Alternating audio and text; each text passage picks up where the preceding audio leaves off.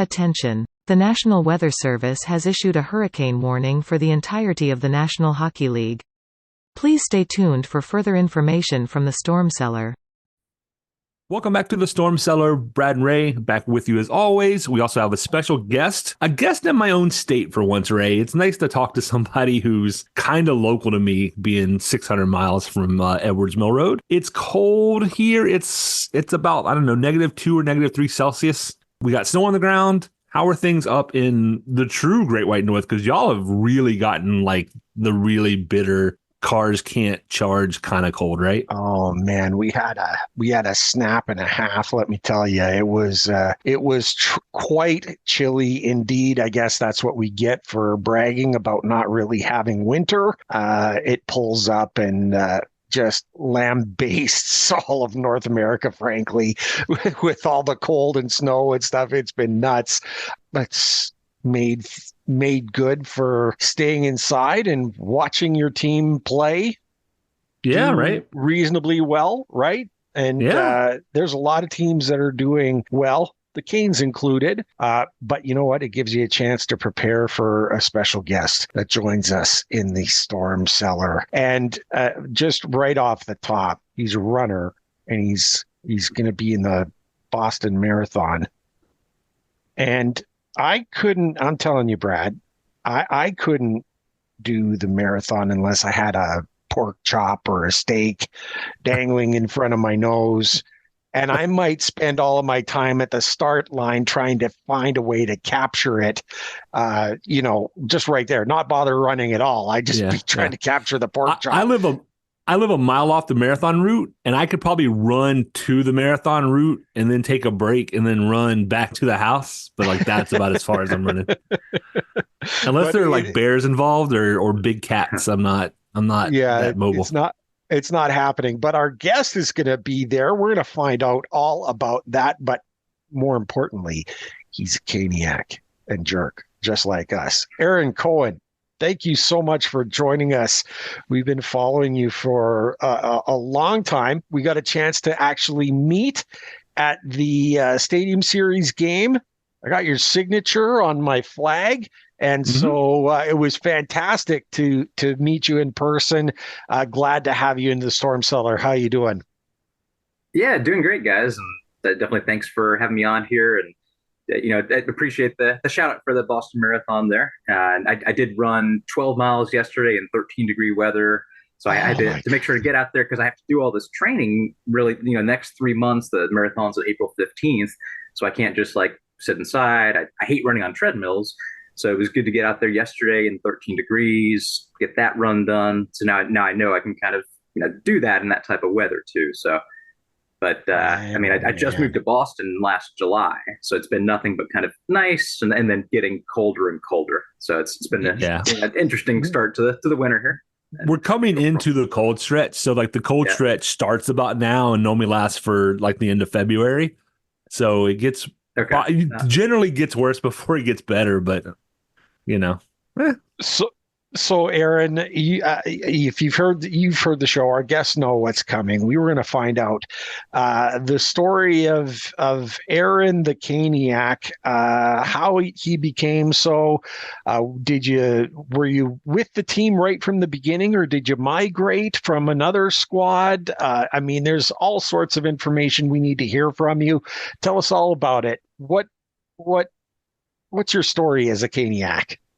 Yeah, so really the only team I migrated from would be the Raleigh Ice Caps to the Carolina Hurricanes, and that's so actually my father is from Hartford, Connecticut. He grew up in Hartford, then moved to North Carolina, and he jokes. He says, the Whalers followed him to North Carolina, but he would always bring my family, my brother, my mom, and I to Raleigh Ice Caps games, Jordan Arena. We went to many of those. And then he got really excited when he saw, okay, wait, that we're going to get a hockey team here in '97. So we ended up getting season tickets in '99. It's the first year they were in Raleigh, but we would go drive out to Greensboro to some of those games. I want to say probably I went to probably 3 or 4 each of those first 2 years in Greensboro.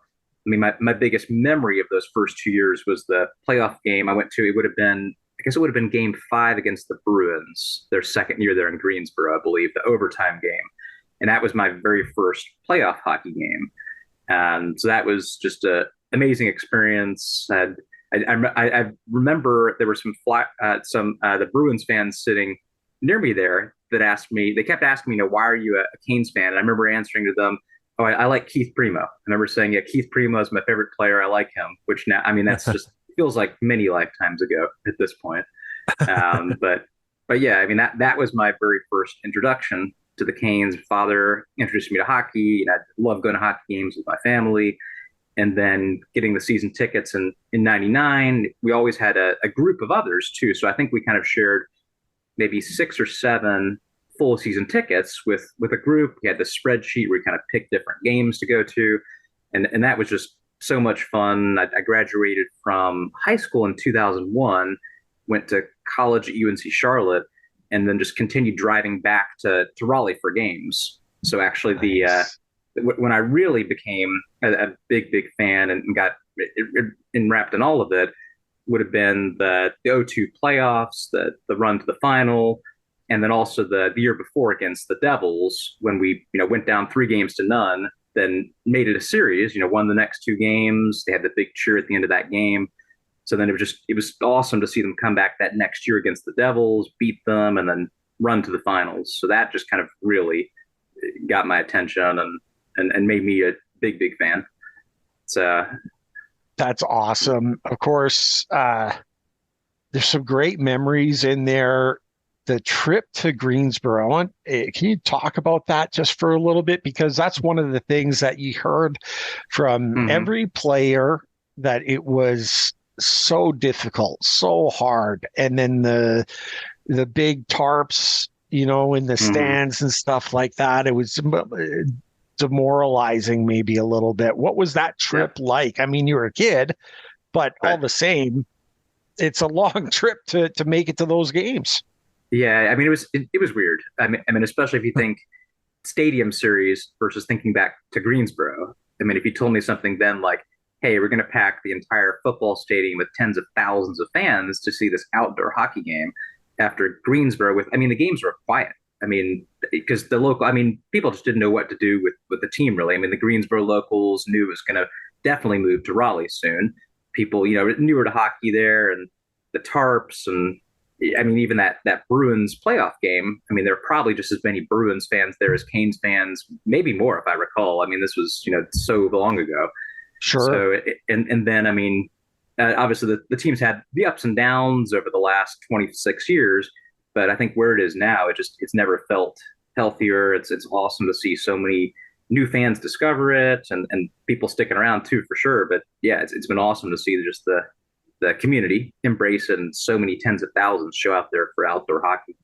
So that was really cool to see. But Greensboro, I mean, that was quiet games, the drive back. So we definitely never stayed overnight or anything in Greensboro. We drive back late at night. And I don't recall if I ever went to a game they won in Greensboro, because I definitely lost that playoff game. And I went to maybe, 2 or 3 games each season, but I don't remember there ever being like an exciting car ride back. So, man, but it was still fun. It was hockey, but yeah. Sure. Yeah. And to speak to that, Aaron, so what I was going to say, Ray, was even the wins, you're pumped, right? And when you're at PNC or the Stadium Series, or there's a crowd and people kind of linger, and you have that feeling for a while. And in Greensboro, everybody hit the doors like as soon as possible, because you have an hour and a half back to Raleigh, Durham, Cary, wherever you're coming from. And it's a long ride home even after a win, because once you get in the car, you kind of deflate really quickly. Because now you're in drive mode, and you're like totally out of game mode, because it's not like, oh, I got to drive 15, 20 minutes home. It's I got a trip ahead of me. And so even the wins were kind of weird, because you had that feeling. And then like once you pull onto I-40, you're like, oh, okay, I guess I'll put some music on. And then by the time you're home, the game is, almost like way behind you, right? It's not like, oh, it happened an hour ago. It's like, oh, remember that time we went to a hockey game in Greensboro? Oh, it was today? Oh, it feels so long ago because we had to drive home. And yeah, so even the wins were kind of, I mean, I get players who didn't enjoy the experience because it was rougher for them. No you know, question. because they're trying to get in the groove and everything, and it's just not possible. Like Aaron said, I mean, Greensboro had the Monarchs, so they lost their minor league club because Carolina was coming in, and they knew the team wasn't going to stay, and it really was weird, and all props to the city of Greensboro and the fans who did make those commutes, because it, like Aaron said, it was quiet, and they put the tarps up top. But all that did was muffle the sound, So what sound there was is just getting sucked up by, the tarps and things. And it's when you only have 4,000 or 5,000 people in a building, and that building hosts things like the ACC tournament. Like they're used to that building being packed and loud and stuff. And it was different. Like I get the guys who didn't appreciate that, but I think once they came to Raleigh, totally different experience. Yeah, and the term that'll always stick with me, I remember reading that it would be a reduced capacity sellout is what the team would announce it as. So it'd be like, oh, well, great. We filled this smaller arena that we put tarps over, and most of the fans were the opposing team. It's like, okay. But now they've come so far. But reduced capacity sellout was a term I don't think I'll ever forget. No kidding. Okay, no great. Kidding. Now, the one thing else just want to mention, I think probably one of my favorite stories to tell is my kind of journey as a fan, but also it pains me to tell it, the 2006 playoffs when they won the cup. Essentially, I went to every home playoff game that year, but I missed game 7 of the final when they won the cup. And my whole family was there, and they've got amazing photos, and I'm so happy they're able to make it. And my dad loves to tell me the story to this day. So basically, I had the opportunity that came up a year before, and it was a good friend of mine's mother was a high school French teacher, and she said, "Hey, you can come to Paris, France, if you agree to chaperone the class there. You can come there. It's going to be end of June 2006, and this was a year before. It was the lockout, and my dad definitely told me when I said I was interested in going." He says, you're going to miss the Canes winning the cup at home. And I'm like, this is hilarious. And then when it actually happened on June 19th, 2006, I'm like, wait. And he's like, I told you. Like, I told you. And, so to this day, it doesn't, and it's like this weird feel, because, they had gone there, they lost the game 5, then lost game 6, then won game 7. And to me, it's a weird feeling, the end of that playoff run, because I saw it all. And then in Paris, I couldn't even watch the game because like my laptop, there was something with the charger that died. I couldn't plug it in to watch it. And it was like 4 in the morning. Man. So I just kind of woke up in the morning to see they won the cup, see the clips of Brenda Moore lifting it. And I remember thinking the first thought when I saw they won the cup, I hope I didn't miss a close game. And I hope it was a blowout. And I looked, I'm like, oh, this was a close one. And I look and I saw the empty netter. I'm like, oh, this was like maybe the best experience ever for people. They're like, wow. Yeah. So, okay. So I was happy about it for everybody. But to me, that's why, and I'm so excited about the Canes in the mix again, because it feels like to me, of course they won the cup, but to me it's like, well, I don't have that memory, even watching it live, or I mean, even watching on TV. So that's always listen to Dad. Yeah. So to my son, 10 years from now, when you hear this, Aaron just told you, always listen to Dad. Dad knows best. Now, Aaron, you made a point of talking about being back into the mix of it. Of course, you were through the dark days too, and you stayed with it and stuff like that. And talk about the transition there, like to have this excitement of a team that is now every year, in at least the past 5 years, expected to go be in the playoffs. That's a much different feel than the dark days, isn't it? Yeah, it's great. I mean, the dark days, I mean, they felt like they would never end. I mean, the coaching carousel and all the various things happened during that. I mean, a decade of missing the playoffs. And then now, Brenda Moore comes in, you've got 5 straight years. It's just every year, just despite not winning the ultimate trophy, there's just that enthusiasm about it. There's, you see all the banners up, you see the community embracing it, which for those 10 years, a good chunk of them, you just really didn't see a lot of it. And, the team just wasn't doing great at all. But I mean, there were some tough years too. We missed the playoffs on the last day of the season, a number of those. Yeah. Like that was some tough times, but now it's been a lot of fun. It sure has. And so real quick before we move on, I always like to ask, do you have an all-time favorite player? I mean, you already mentioned one of your first memories was saying that your favorite was Keith Primo, but is he really your all-time favorite, or do you have an all-time favorite? And is it different than maybe your favorite on this squad? Yeah. Yeah, so my all-time favorite is not Keith Primo anymore. That changed a long Okay. time ago. But I've got to say it's Rod Brindamore. I Nice. mean, I love what he did coming to the team. I love that he's still around here with the team. I love him as the coach. So yeah, I think it's got to be Rod Brindamore. I mean, I've got a lot of players I've liked over the years too, and but yeah, Rod Brindamore there. There you go. And you know what? He was such a big part of the 2002, the BBC line. Mm-hmm. Like, Yeah. the top line was great. Francis and O'Neill playing together with Sammy Kapanen. Yeah. He's on there, right? So you got some great players on that line. But that BBC line was just it was taking the playoffs by storm. It was fantastic. So, you know what? You can certainly understand why Rod is your guy. There's no question about it. He's fantastic.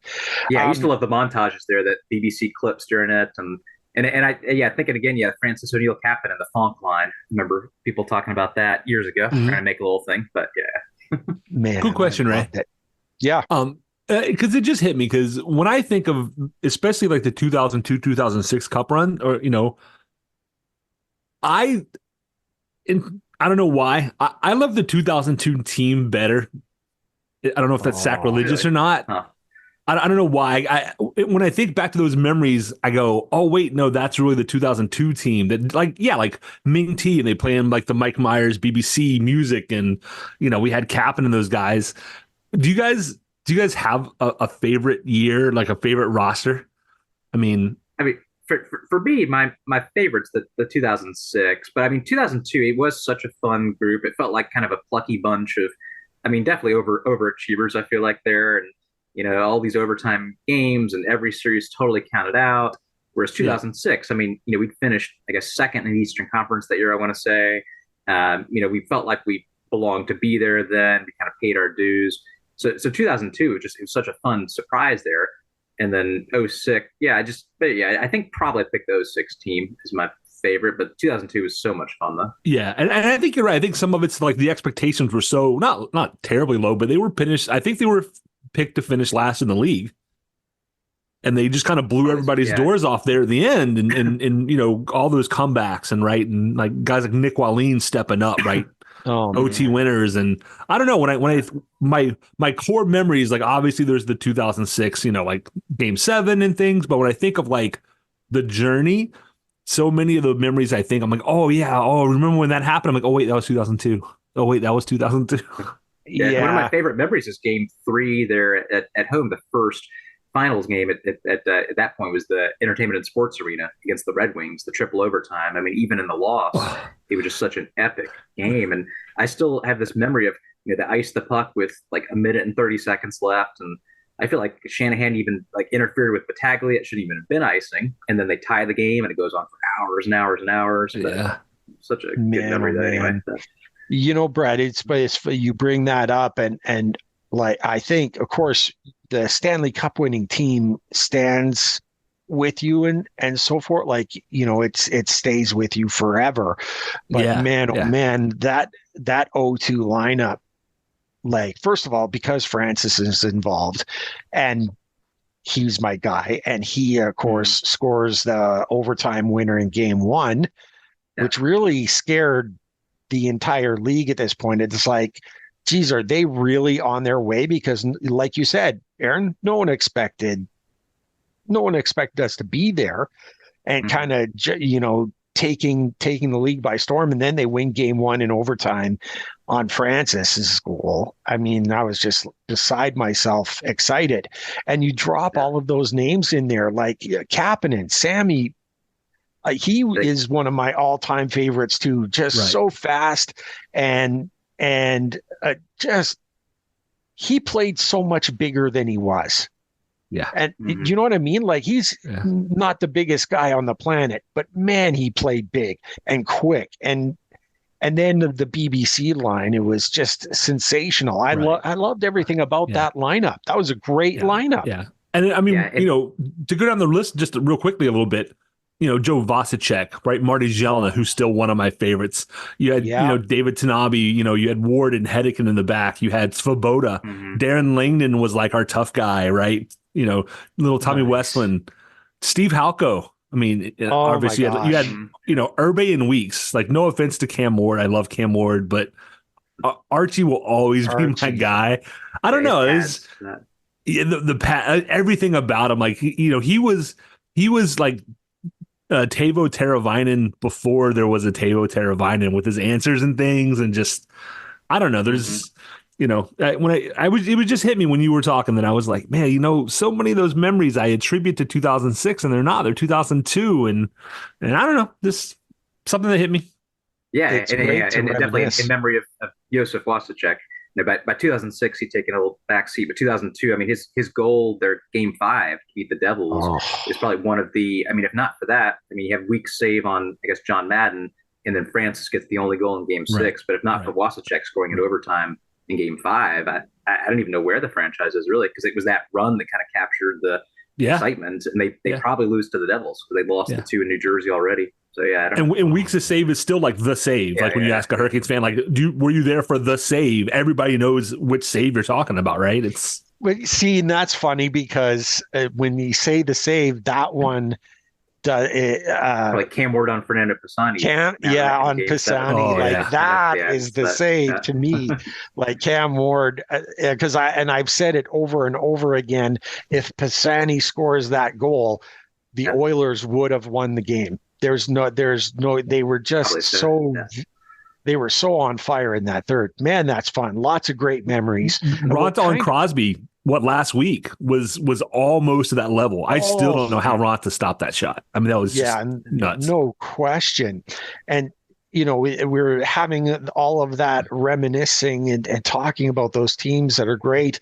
The Caniacs and Jerks had a chance to reminisce with a new Hall of Famer for the Hurricanes, Justin Williams, Mr. Game 7. We celebrated his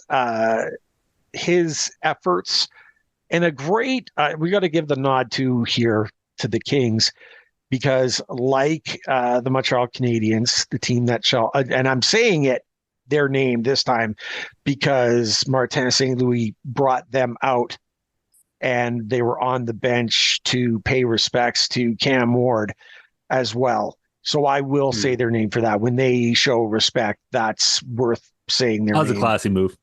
It was very, very classy. Also, I mean, it seemed natural for the Kings to be out on the bench to celebrate this one as well, because, Justin Williams is as important to the Kings as he is, to us. No question. And a great little ceremony. It was a real shame that they kind of bombed the game. It's like one of the few in the last few weeks where they haven't played well.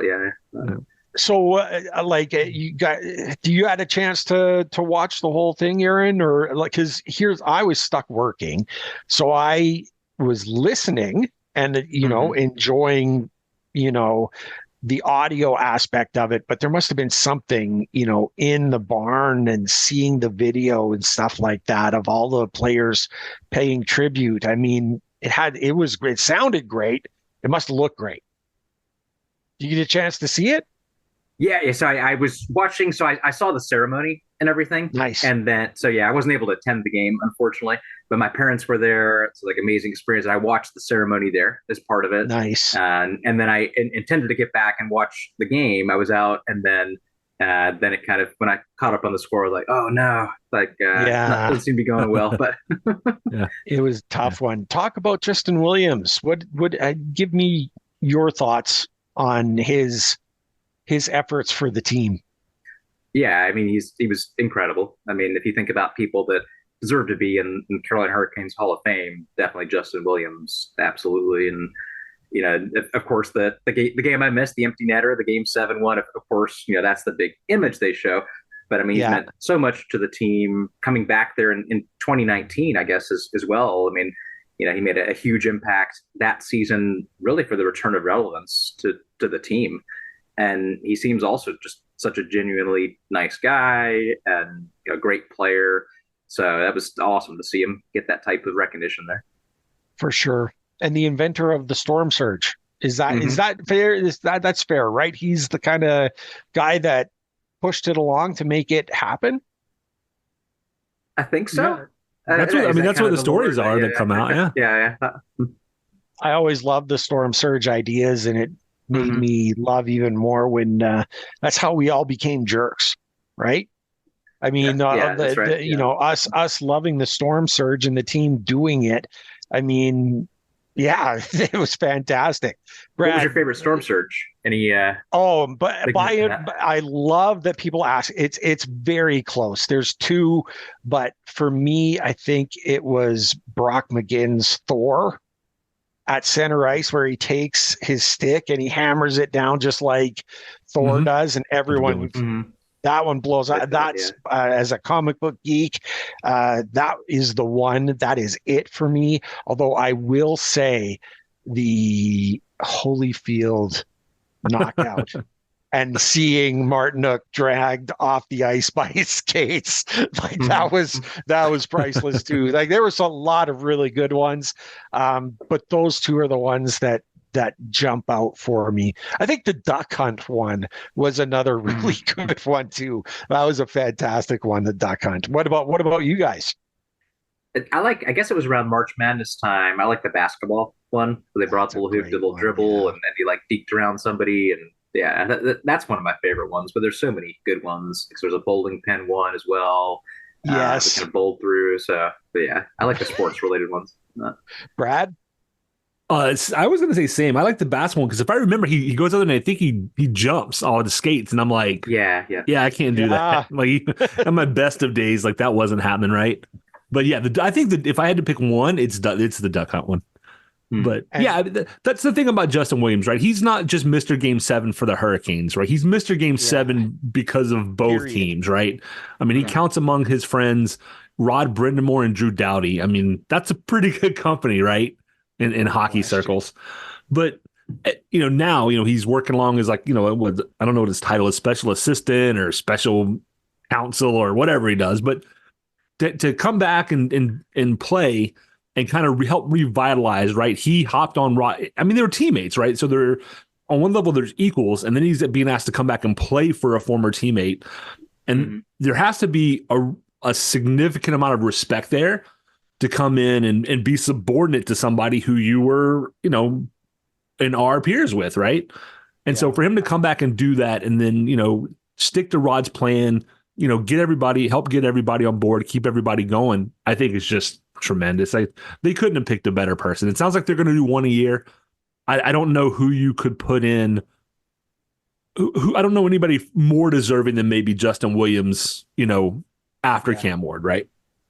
100%. And so I think the fact that he's back with the team in a special role, whatever sort of wisdom he could impart on players who struggle, who are having difficulties, if he can find a way to prop them up, just, use his brain, right? Like just pick his brain, because he had that special something that not a lot of players have, at least in his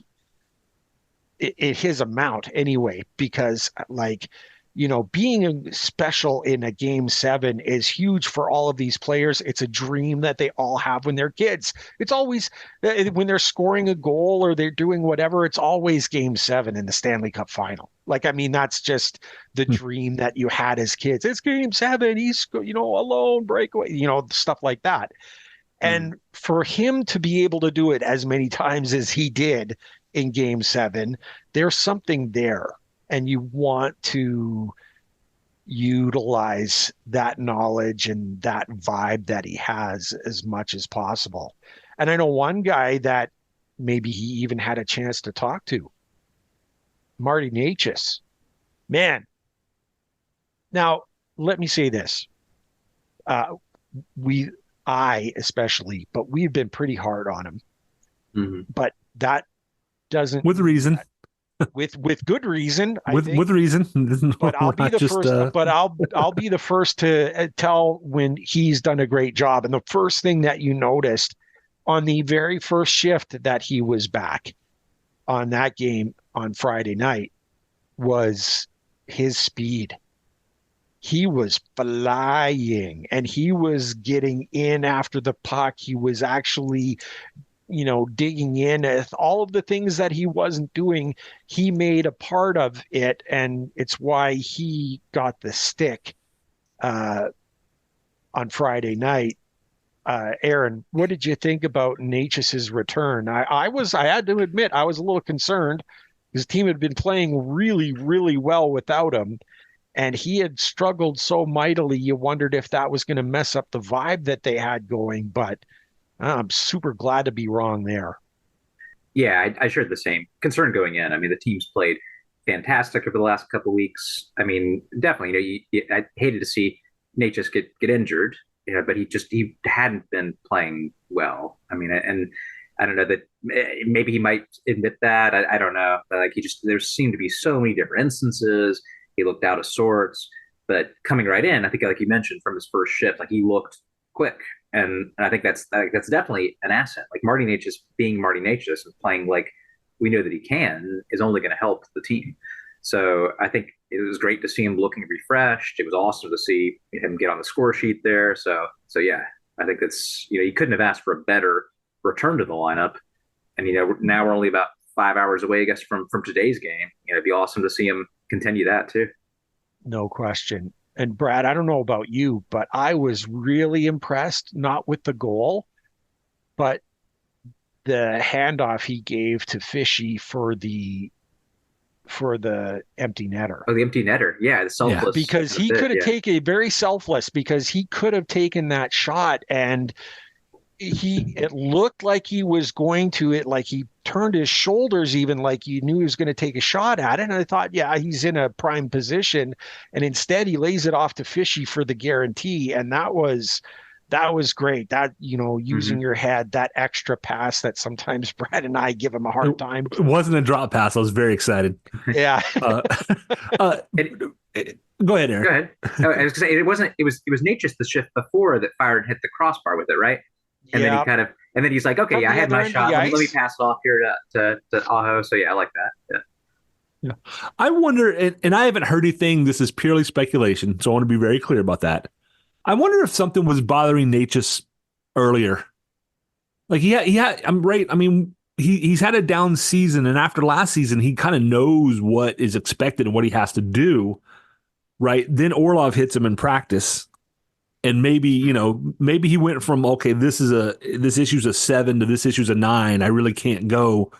And he heals up, right? I'm basing this on like the Jordan Martinook, hypothesis. Jordan wasn't good for like 2 years. And it seems to be that he wasn't healthy for 2 years, right? So I don't know that it's true, but Marty Necas playing like he did in the last game is what they expect. It's what they need. If he wants a payday, that has to happen.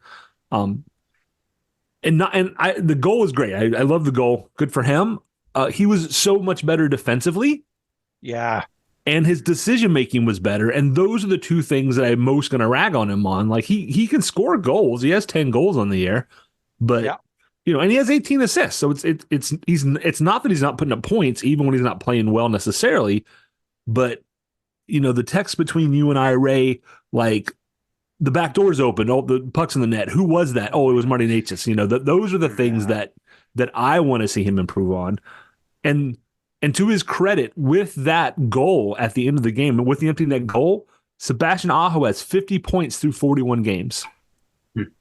He is on pace for 100. He would be the first Hurricane since Eric Stahl in 2006 to get 100 points if they could. And I know that's not what he cares about, right? He's, but for the rest of us, I would like us to have another 100-point guy again, and outstanding at 1.22 goals or 1.22 points per game. I mean, he can do it, right? I mean, he's got 41 games left. He's right on pace. He just needs to keep doing what he's doing, and quietly 34 assists.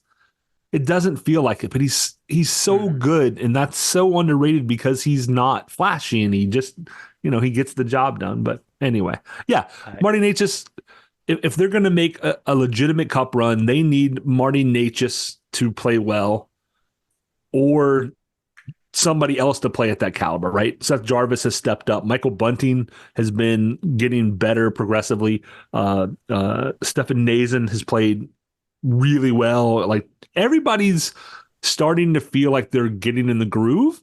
And in the last few seasons, the Hurricanes have peaked early. And we can't say that, I don't think, this year. I'm knocking on all kinds of stuff here. I got real wood in my walls. We'll do that. But if they can peak at the right time, that's a big part of winning a Stanley Cup. And they are playing at an expectation, a caliber that they're not full throttle yet. I mean, we see issues still, but it looks a lot better than it did a month ago. No question. Yeah, to say the least. I mean, a month ago we were in the midst of that 5-game losing streak. That about? Yeah, that sounds right. Yeah, that was where it felt like the wheels were right on the cusp of falling off. But I kind of trusted the team. I mean, now if you think about the standings, where we are now versus a month ago, we're where we feel like we should be, and I think there, Svech is. I think he's really found the good groove. Svech and Aho for many games in a row, just an absolute heater. It's like, oh, the goal scored. Who was that? Oh, it was Svech. It was Aho. It was one of the. Over and over. The fans have been asking for SAT. They finally get put that back together, and they're right. It's gold. Yeah, Ray's raising his hand. He's been a proponent of that for months. Ever? Yeah. Yeah. Like, don't separate them anymore. Find another way to get offense, right? Mm-hmm. Yeah, for sure. So now the standings, we're kind of touching on it. We're what is with the Flyers? Hey, they've won 5 in a row now, right? I know. They lost last night, didn't they? Okay. But the Metro helped us out.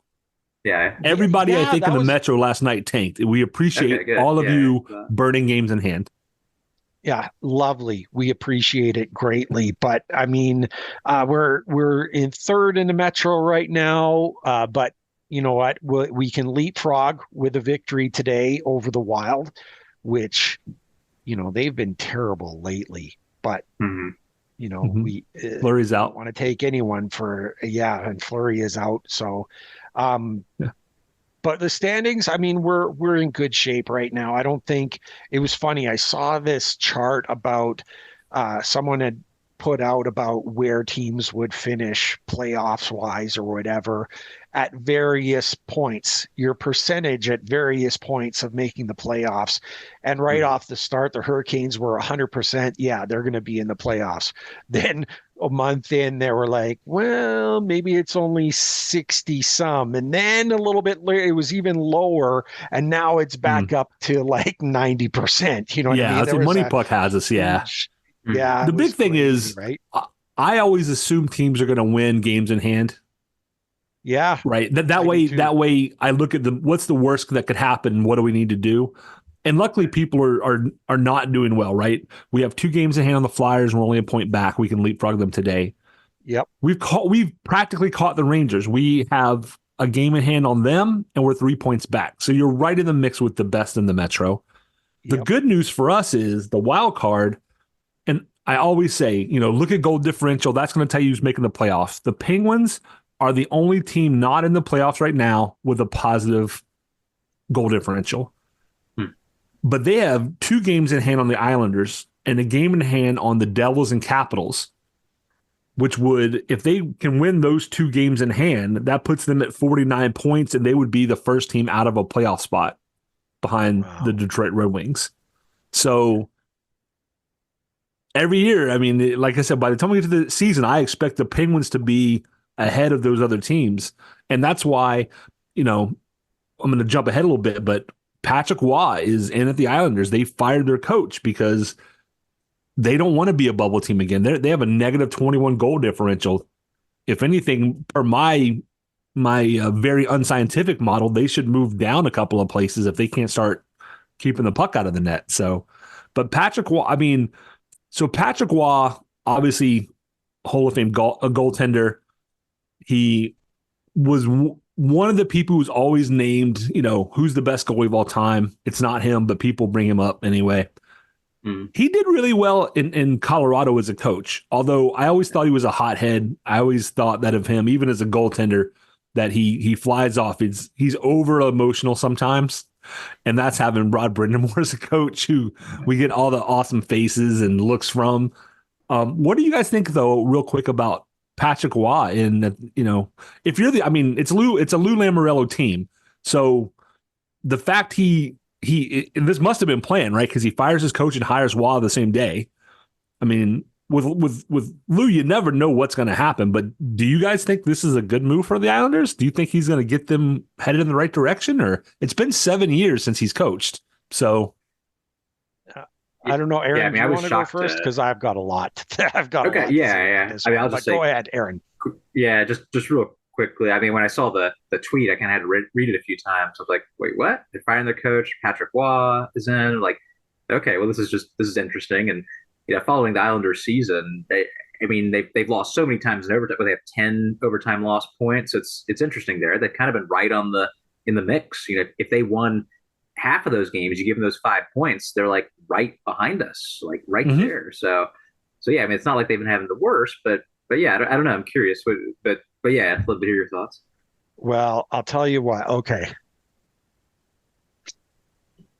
So I don't think there's another player from the team that shall not be named that I despised more.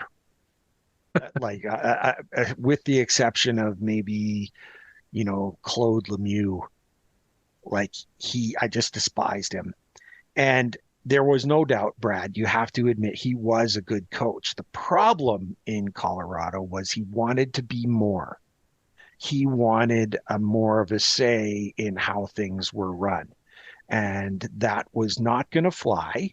And because he's a hothead, he was sent packing. And it's the reason why a lot of people look, the NHL head coaching job is a bit of a merry-go-round, isn't it? Where they rehash a lot of guys over and over and over again, except no one came back for Waugh. They said, go back into the juniors and we're not going to bring you back. Because he is such a hothead, I thought that the story yesterday was an Onion story. I honestly did. This is clearly the Onion having fun with, and then I started looking around. I'm like, this is for real? How in the world is Lou Lamoriello going to deal with Patrick Waugh, who says now that he doesn't want to, he knows he should just be there to coach, right? That's what he says now. You don't change. There's no changing who you are. He's a fiery guy, competitive, with opinions that he wants to share. And Lamoriello has hired a lot of Habs in the past, right? He's done it. He's hired a lot of, he likes to go to them, right?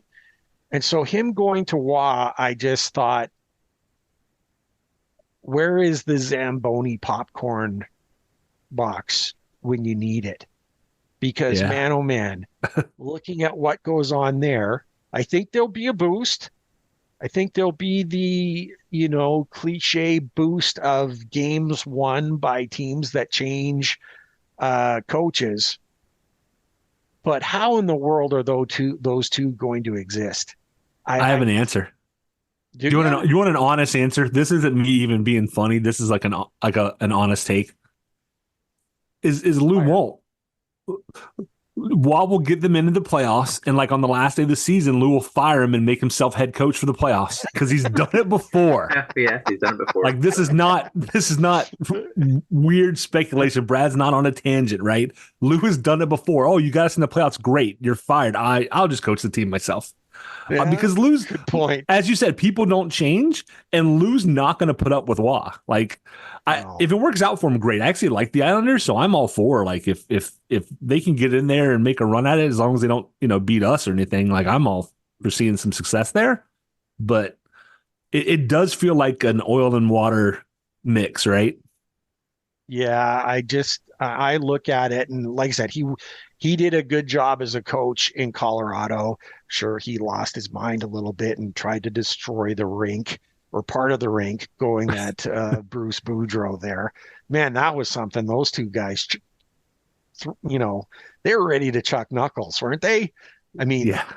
through the glass, they kind of did. That one time they both looked at each other. But I mean, I don't know. We'll see where it goes. I don't know how this is a long-term solution. I'm surprised that they brought him back, but let's wait and see. Frankly, I mean, if it's a Metro team, and if they are in turmoil, that's one less team for us to worry about for me. And that's really where I stand with that. But that might bring a few haters, because there's a lot of people that really liked him, whether they were fans or not. I just couldn't stand I don't know. Hasek's a better goalie. That's amen. Yeah. Amen. It's just true. So is Brodeur. No question. Do we want to stay outside the team before we circle back? Let's do that. Yeah, let's do the storm report last. We'll fly through the other couple of things real quick, and then. So last night, I got a chance to see the Edmonton Oilers win their 13th straight game. It was here in Calgary. I was not in the barn, but I was watching the game. And another entertaining one, their goaltender, Stuart Skinner. If you have good goaltending, I guess a two-player team can win, but they're more than just a two-player team anymore, because last night in their 13th win, no Draisaitl, no McDavid on the score sheet. They got their goals from everyone else, and they've got a few really good ones, and they're playing well. They're on a heater, best ever for their franchise, 13 straight wins, and they're still not caught up to us yet in the standings, I don't think. Or are they? Was that 13th one? I don't know. But think, they had to win 13 straight games to get out of the hole that they were in. Honestly, they're behind us, but they have 2 games in hand. Yeah, but yeah, they had to win 13 straight to do it. I mean, that's impressive. They are certainly on fire right now. Is it all Knobloch? Is that the reason? Like, all Knobloch, or did everyone else just decide I don't understand it. It's crazy. Team hasn't really changed. They haven't added anyone, but now everyone's playing their game all of a sudden. Mm-hmm. Sometimes your change in the leadership does that sort of thing. What do you guys think? Because, man, Edmonton's looked great, really good. Yeah, I think they're definitely a really scary team there. I mean, in the West to beat, and I mean, the beginning of the season, it was so shocking to see just how awful they were playing. I mean, and I think it was that game where they lost to the Sharks, who were playing. It was like the only team even playing worse than them. It was whatever they call it, like the Losers Bowl, and they even lost to them. Like, well, what is happening here? And then now, to your point, like, they had to rattle off 13 wins to even get like back in the mix of things. They were playing so awful. But I think here, if they can get just adequate goaltending, I mean, which I really don't think they have had. Like, I think the playoffs last year, like, just complete mess. I think if they can just get like adequate goaltending, I don't know who can take them down in the West. I don't know, but they're definitely one of the scarier teams there. And Skinner, I mean, I'll give full credit to Stuart Skinner. He has been beyond adequate. He played great last night, made a few huge saves he had no business making. Calgary easily could have put that one away and ended the streak, but it was Skinner through and through. Man, he was fantastic. Brad, the Oilers. I know. Okay, so you've cracked on the Oilers a lot. Yeah. That's not how you build a team, right? Yeah. On how I hope I continue to be right about that after this year. Look at that. It's and Aaron kind of touched on it. Like, this is how we expected them to play when the season started, and then they just took a big dump, to be honest. Yeah. So the fact that they've won 13 straight, some of that's luck. I mean, sometimes you just have to get lucky to win games. It's hockey. That's not a criticism. It just is what it is, right? So are they going to keep up this pace? No, at some point they're going to regress toward the mean, right? They're going to come back down to earth where they should have been in the beginning, and they'll be a top flight team still, but they're not going to be unbeatable like they are at the moment. Yeah. And so I'm looking forward to it. I mean, I would love to see, Carolina and Edmonton pick it back up. I'd love to meet them in the finals again. Like, what a story that would be, especially after how the season started, right? Absolutely. That'd be amazing. It would be. We're also going to take a quick peek at the Flames in so much as the trade deadline is coming up. And Aaron, the Calgary Flames have a few players, two of which have been Hurricanes in the past, that don't expect to be there in Calgary much longer, in Hanifin and Lindholm. Markstrom's been thrown out there as, a goaltender that could end up being traded, before the deadline. We're approaching the deadline. What do you think about the Flames? They got a lot of guys that would look real great in Hurricane uniforms. No? Yeah, I definitely agree. I mean, I see a lot of chatter about Lindholm. I mean, I think it'd be cool to see him back. I mean, is that just wishful thinking though? I mean, yeah, just because it didn't. Yeah, because it didn't really, they didn't really part on the best of circumstances. Is that fair? Yeah, I'd say so. Yeah, I mean, and I guess how many years has it been now? Has it been like 6? All these last years are blended together now. Yeah. It's at least 5, hasn't it been? Yeah, like 5 or 6 years ago, I feel like. So maybe now it's kind of some of it water under the bridge type thing, or maybe some of I don't know. But I do think I'd like to see the Canes do something at the trade deadline this year. I mean, of course, last year, it didn't end up working out for whatever reason. Of course, you couldn't have predicted the injury to Svetch, which was really unfortunate. So, but I'd like to see him do something this year. Brad, what do you think when you're looking at the Flames? If I told you could have Lindholm, Hanifin, or Markstrom? If I'm picking one, I'm picking a goalie still. Yeah. Spencer, so we haven't even touched on. So Spencer Martin gets picked up off waivers from Columbus by the Canes this week. I went on, Twitter and made some funnies and was like, okay, like enough of the overreacting, like, because that's not the move, right? That move is to allow Peretz to go to the ECHL, which it looks like about 15 minutes ago that they've done. Okay. Yeah. No offense to Peretz. He came in like he's a shutout goalie so far in the NHL, but he needs to develop. He needs to be in Norfolk. He needs time, right? Yeah. So Spencer Martin is not the goaltending move if there's going to be one, which we could spend a whole hour on itself, right? Yeah. And just side note, Spencer Martin has traditionally worn number 30, which is not officially retired by the Canes, but he will not be wearing that for the Canes. I think they gave him 41. So yeah, we were talking about the Hall of Fame Justin Williams. So yeah, no number 30 for Spencer Martin. The Hurricanes, Ray always says it best. If Gretzky can be traded, anyone can be traded. That's true. The Hurricanes should make a move to improve. Either Anderson's not playing hockey yet. He's working out, but he's not even skating. So he's at least probably a minimum a month away, which basically is getting you right up against the trade deadline. You can't assume he's coming back.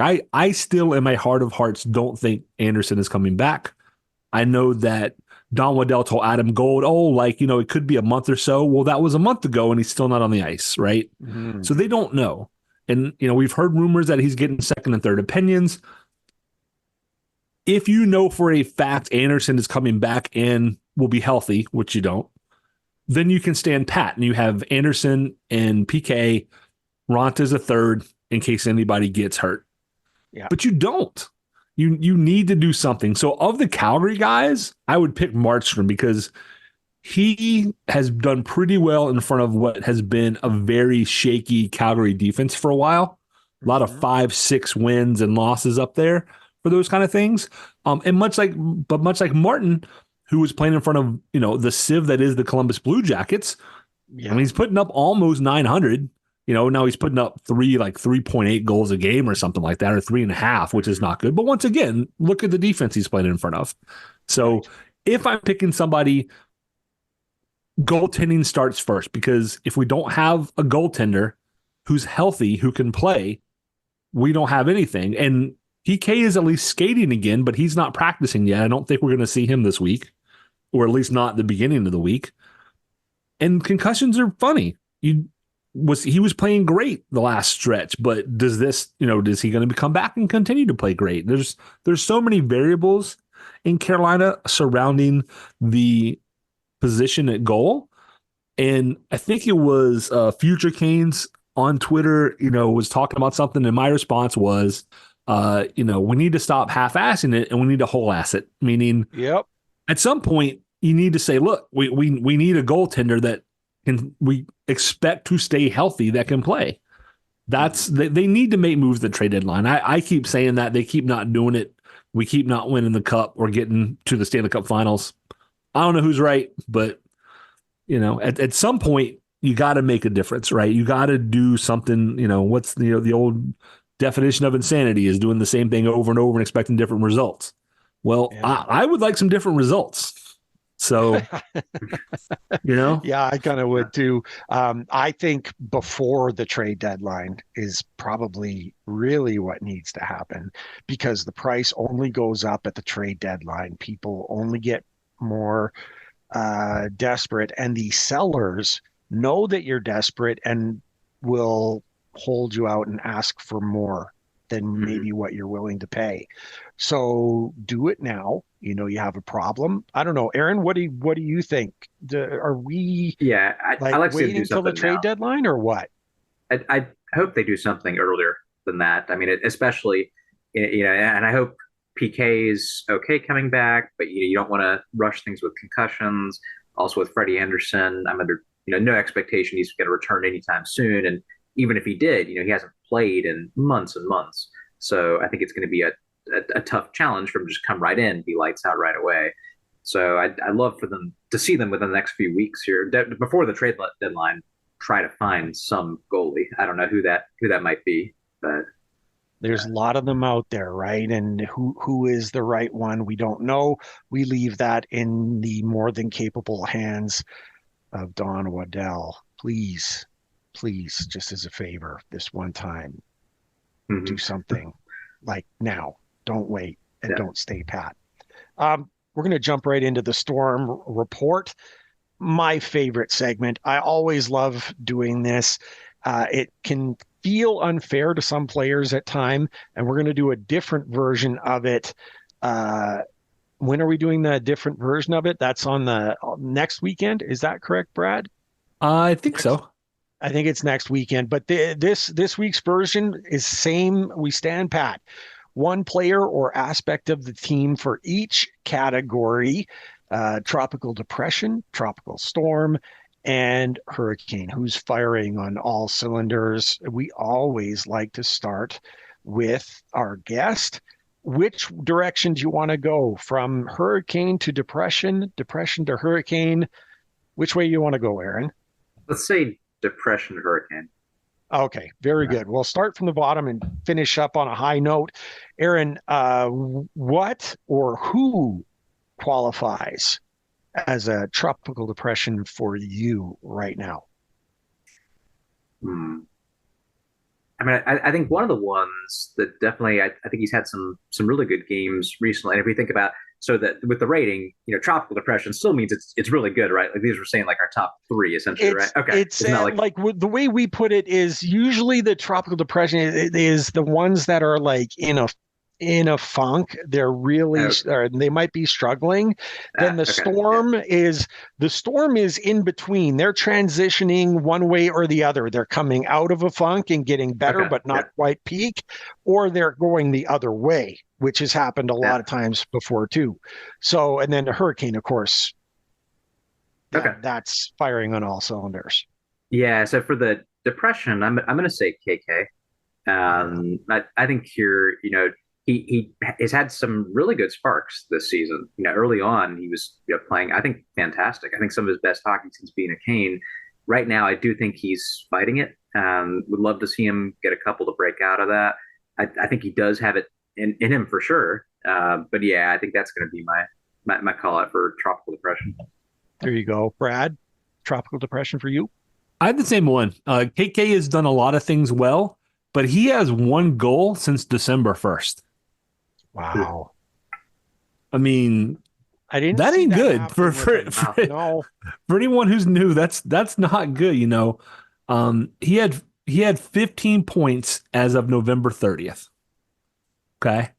And now he's up to 18 points. So he's gotten 3 points in 2 months. And that's Yikes. I still love the player. Like, I'm going to give him the same leeway we gave Marty Necas the first time around. But he's doing some things right, but he's got to get back in the groove. And some of that's, swapping line mates around, and he needs to kind of get something back. But, he needs to get going. He absolutely does. Man, that makes it tough with me being the third to pick after that, because I'm seeing a lot of what I would qualify as tropical storms on the team. There aren't many that are really, really struggling. You know what I mean? So if I'm, you know what? I'm going to pick an aspect. Okay. I'm going to pick an aspect, and this is, I'm watching close, and it's like I'm getting nitpicky, but can the guys get their line changes properly going?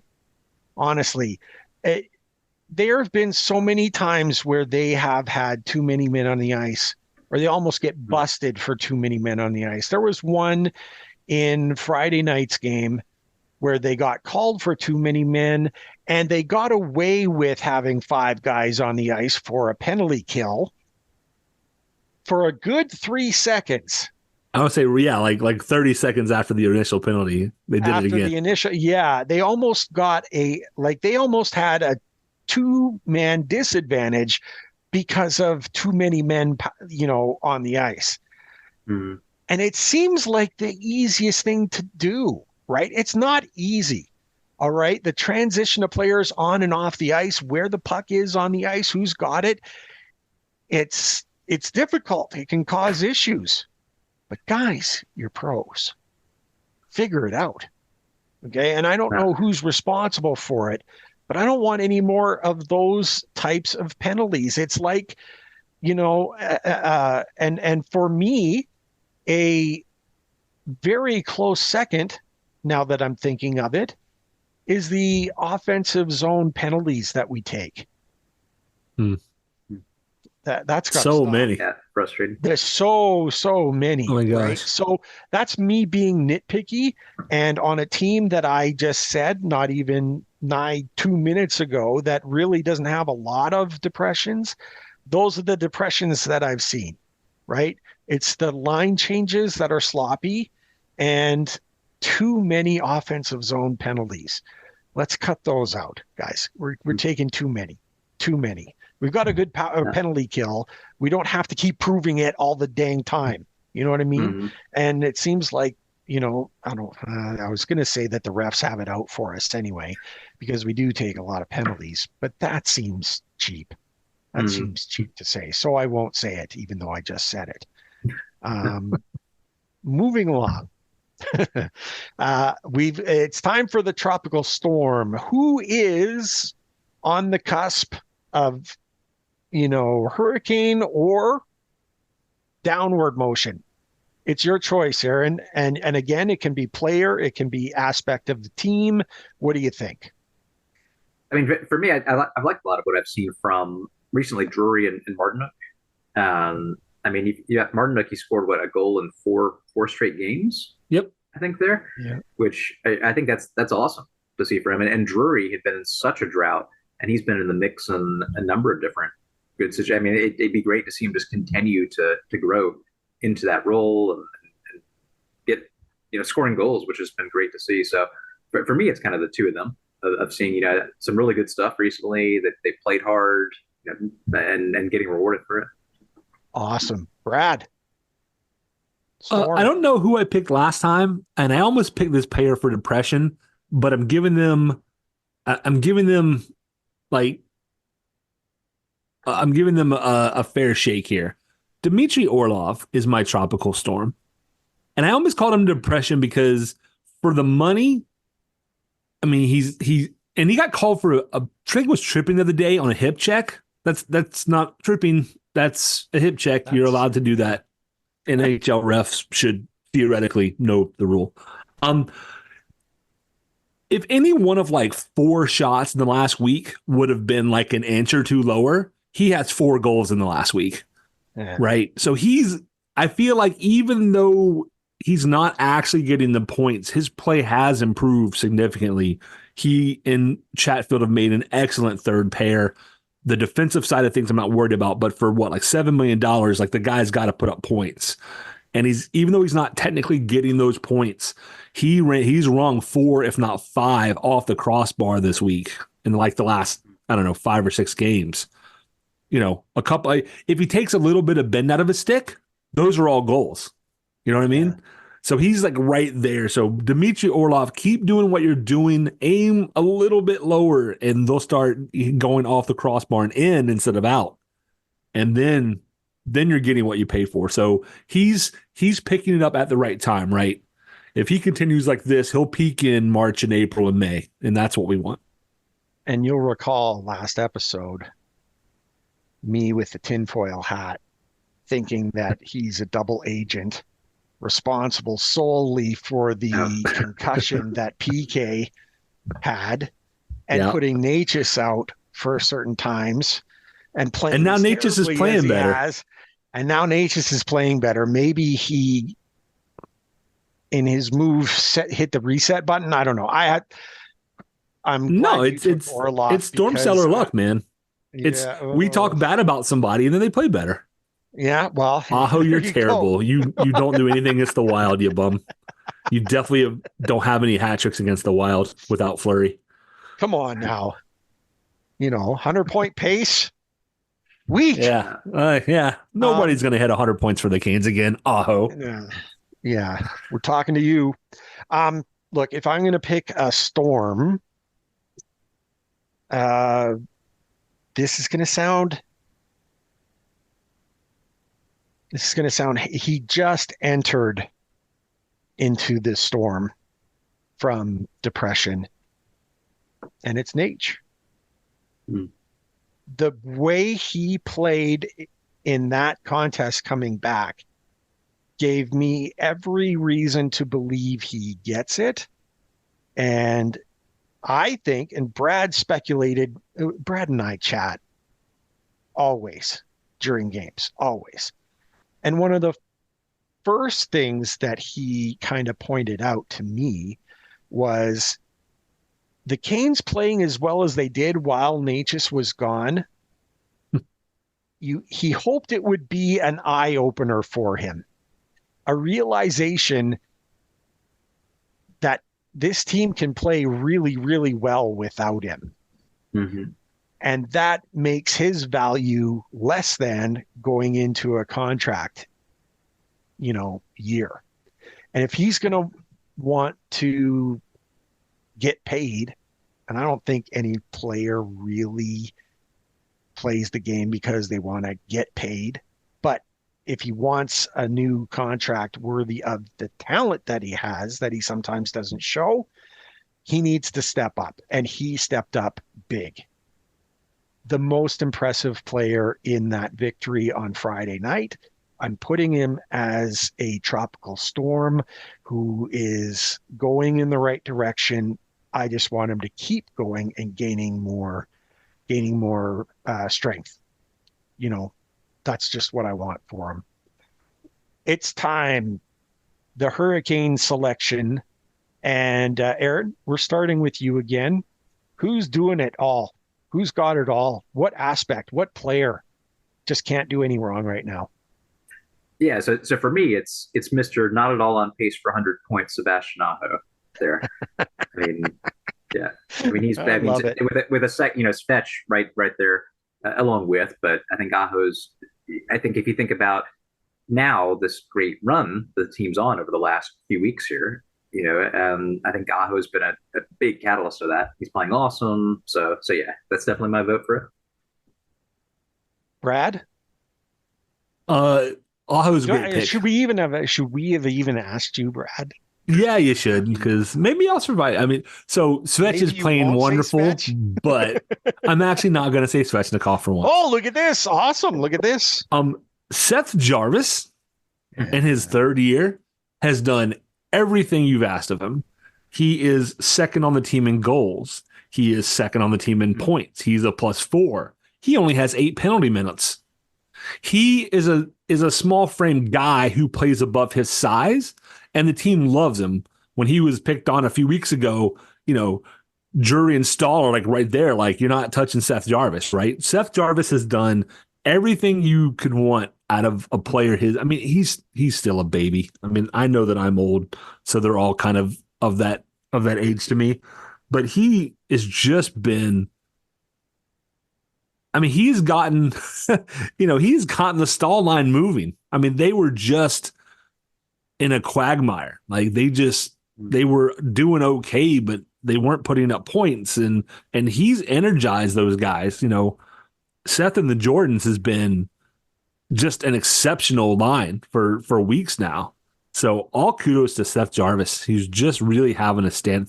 Thanks Toronto for that pick for moving Patrick Marleau for you. I mean, we appreciate it, honestly. We appreciate it greatly, no question. Because y'all could use a Seth Jarvis right now, just saying. Yeah. Sorry, Carolyn. Yeah, my wife's going to be mad at me for that one, but that's okay. I'll take that. That was on me. That wasn't Ray. Ray told me I'll take that bullet for you. Okay, so you took the guy I was going to take, so I'm going to put you on the spot. Would Seth Jarvis be the antidote for the difficulties on the second line? Maybe. And putting Faust back with the Jordans? With the Jordans, which is always great, and moving him up there to get Bunting and KK going. Like you just said, Jarvis has been fantastic for the third line. That actually the antidote? That could make sense because you move Jarvis up to the second line, you pull Fast up from the fourth line back with the Jordans and let them go back to just being a shutdown line. And with Jordan hopefully feeling a little bit, maybe he continues, right? Jarvis maybe can get Bunting and KK moving. Then, and he might not like it, but then Marty Necas can skate with Nazen and Drury, who was a line that worked really well for you earlier this year. Because he gives Drury, an option, and the way he's able to wrap around and control the puck when he's on, you let Nazen camp in front of the net, and that, I think that would be something I would try. I think that would actually be a good idea. If it doesn't work, then you go back. But we're still early enough. We're still far enough from playoffs. Rod's going to mix it up and be Rod Blendemore anyway. It can't hurt because I think Jarvis does bring. There's something infectious about the kid, right? In a positive way. Like you want to cheer for him. His teammates obviously love him. Yeah, I think if he's able to get the Jordans going, he should be able to get Bunting and KK going because the skill level. Then he's playing with a more skilled line, right? And KK doesn't mind going and digging in the corners, and Bunting doesn't mind camping from the net. That gives you, somebody who can move the puck. And maybe I would give it a try, sure. Aaron, what do you think? Yeah, I think, I agree with the pick of Seth Jarvis as the Hurricane there. I think he's been playing awesome. I didn't even realize there until you mentioned it, Brad, who's second on the team in goals. I mean, that's incredible. And his upside is just unlimited at this point, I'd say, being so young. But yeah, and I think it could be a good experiment there to try it out. I mean, also, you don't want to break what's working so well with him on the current line, though. So that's where That's always the fear, the challenge, right? though. Yeah, because if you move it, Yeah, it's like, oh no, why would you do that? He was doing so well with them. So yeah. it's tough. So, okay. So we flush that out. I think it would be a great experiment. It might be the cure for KK, and that's really what we need, a lot of that. But Yeah. look, I'm going to adjust my hurricane selection. It was going to be Jarvis, but this time what I'm going to do is I'm going to use an amalgamation of the low-hanging fruit tied with the brains that made it happen, the reuniting of the SAT line. That's my hurricane aspect. Solid. Putting them all together, and Teravainen and Aho just have this symbiotic type relationship. They just know where they are going to be. And then you throw Svetch, who is in stride, full stride now, when he's playing that big, strong physical game and is a definite threat to score. It's just with Teravainen there, the grumpiest hockey player I think I've ever seen, or maybe not grumpy, just I don't even know what to say. Like, dude looks he's all business. I say that. He's all business. Jarvis is all about making you laugh. He's like one of those guys. Turbo is straight business, and that's all there is to it. And there's something to that he brings to that top line. He's got a little bit defense on there, but he's connected with Aho. He makes great passes.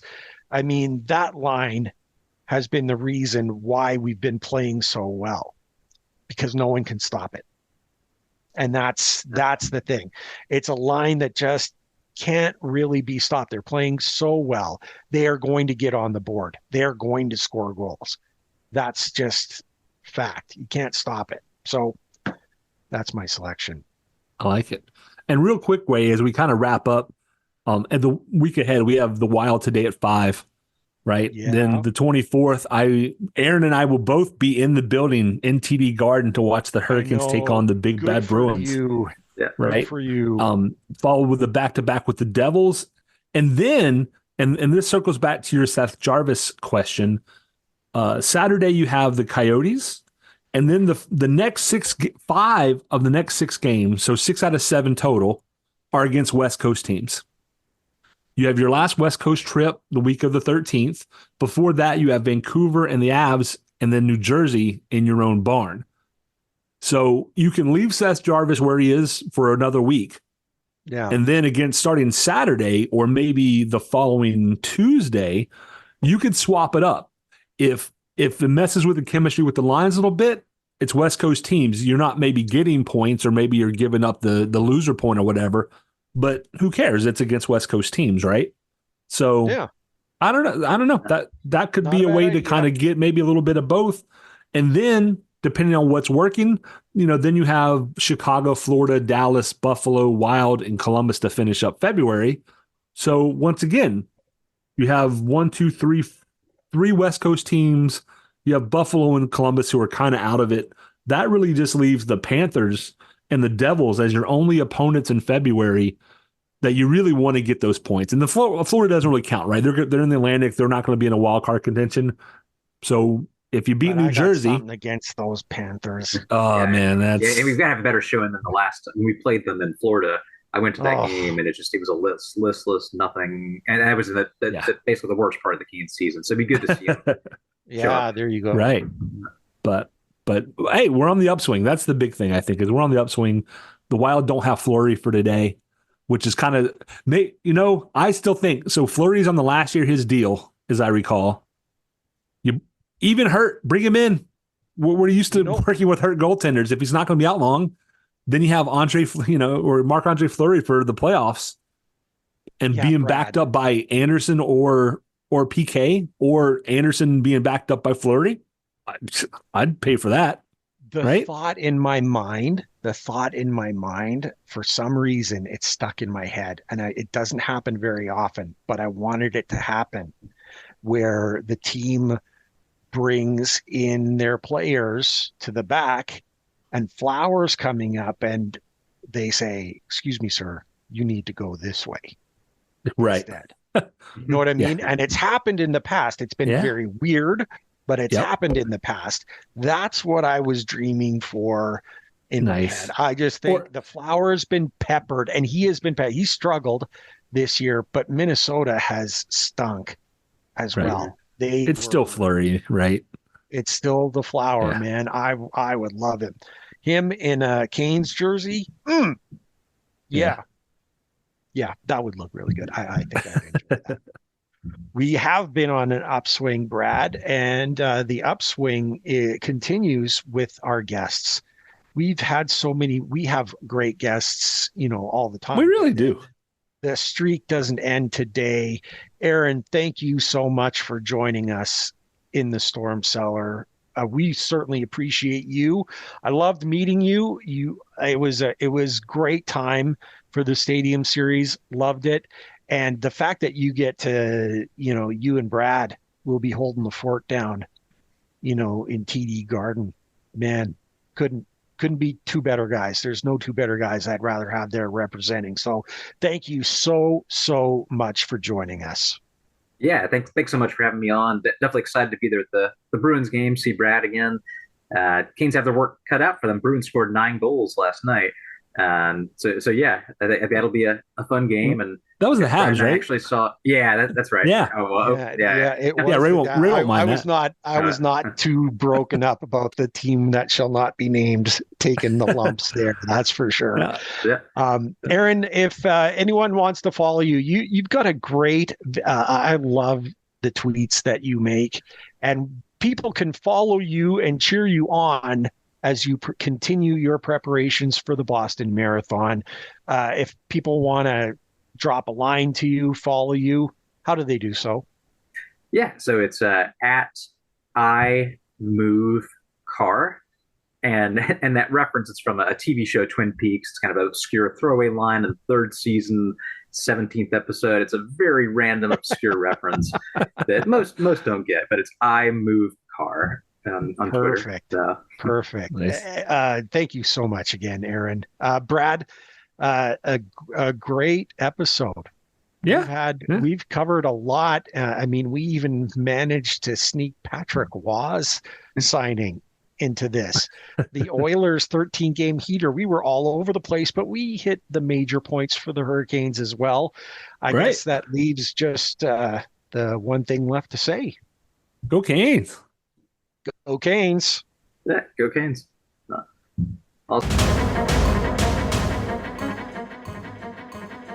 Thank you everyone for tuning in. Ray and I greatly appreciate your support in helping us produce an informative and fun podcast. As always, we'd like to say that we believe hockey is for everyone. Whether you're a Caniac or a bunch of jerks, doesn't matter, as we're just a couple of jerks anyway.